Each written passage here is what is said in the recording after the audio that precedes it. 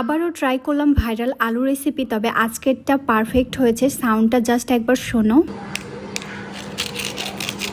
প্রথমবার বানাতে গিয়ে আমার মতো নাকি অনেকেরই আলু ভর্তা হয়ে গিয়েছে, তবে আজকের পুরো ভিডিওটা দেখলে তোমরা বুঝতে পারবা কিভাবে পারফেক্টলি এটা বানাতে হবে। বড় সাইজের 2টা আলু নিয়ে কেটে ধুয়ে সিদ্ধ করতে দিয়ে দিলাম। প্রথমবার ভালো করে বানাতে পারিনি বলে কিছু আপু আমাকে এতটাই নেগেটিভ কমেন্ট করেছে, বলেছে যে আমি পাগল, নাচতে না জানলে উঠোন বাঁকা, আমার ব্যর্থতা আরো কত কি। একটা কথা কি জানো, মায়ের পেট থেকে কেউ কখনো কোনো কিছু শিখে আসে না, মানুষ কিন্তু ভুল করতে করতেই শিখে। আলুগুলো সিদ্ধ হওয়ার পরে আমি ছেঁকে নিয়েছি, তারপরে গুঁড়ামরিচের গুঁড়া, লবণ, তারপরে একটু জিরা গুঁড়া দিয়ে দিলাম, আর কর্নফ্লাওয়ারটা দিয়ে দিয়েছি প্রায় 1.5 চামচ মতো। এটা কতটা পারফেক্ট হবে এটা ডিপেন্ড করে কর্নফ্লাওয়ারের পরিমাণের উপর। কর্নফ্লাওয়ারটা পরিমাণ মতো হয়েছে কিনা এটা বোঝার একটা সহজ উপায় হলো ভর্তাটা খুব নরম হবে না, আবার খুব শক্ত হবে না, তবে মিডিয়ামও হবে না, মিডিয়ামের থেকে একটু শক্ত হবে। আলুর ডোটা তো আমার রেডি হয়ে গিয়েছে, তবে বাসায় সরিষার তেল আছে, সয়াবিন তেল নেই। বাইরে বৃষ্টি হচ্ছে, তারপরে তোমাদের ভাইয়াকে সয়াবিন তেল আনতে পাঠিয়ে দিলাম, সে আমাকে এনেও দিয়েছে। তোমাদের ভাইয়ার একমাত্র বউ বলে কথা, যেটা আবদার করব সেটা তো রাখতেই হবে। হাতে আর প্লেটে একটু তেল মাখিয়ে আলুর ডোটাকে এখন স্কোয়ার শেপ দিয়ে দিলাম, আর তারপরে চাকু দিয়ে কেটে নিলাম পিস পিস করে। আলুর ডোটা কিন্তু খুবই স্মুথ ভাবে করতে হবে, কোনো দলা থাকা যাবে না, নাহলে ভেঙে যাওয়ার চান্স থাকবে। আর এটা সেট করার জন্য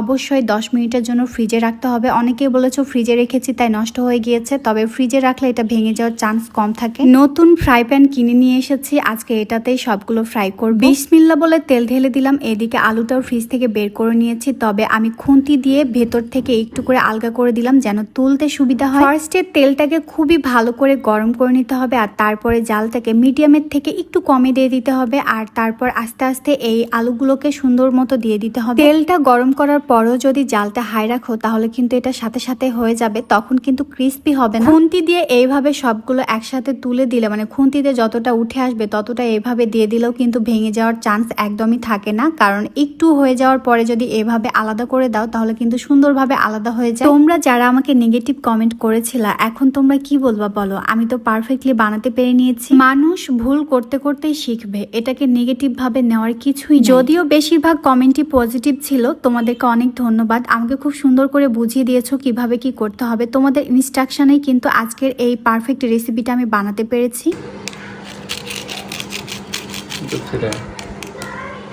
আজকের ভাইরাল আলু রেসিপিটা দারুণ হয়েছে। আমার মতো যারা প্রথমবার বানাতে পারোনি তারা মন খারাপ করো না, আজকের ভিডিওটা দেখলে তোমরা ইনশাল্লাহ পারবা। একবার বানাতে পারোনি বলে যে কোনোদিনই বানাতে পারবা না এমনটা নয়, আমি যখন পেরেছি তখন তোমরাও পারবা। তো আজকের ভিডিওটা এ পর্যন্ত রাখছি। সব ভাইয়া আপুরা ভালো থেকো। আমার ভিডিওগুলো কেমন লাগছে অবশ্যই কমেন্ট করো। আল্লাহ হাফেজ।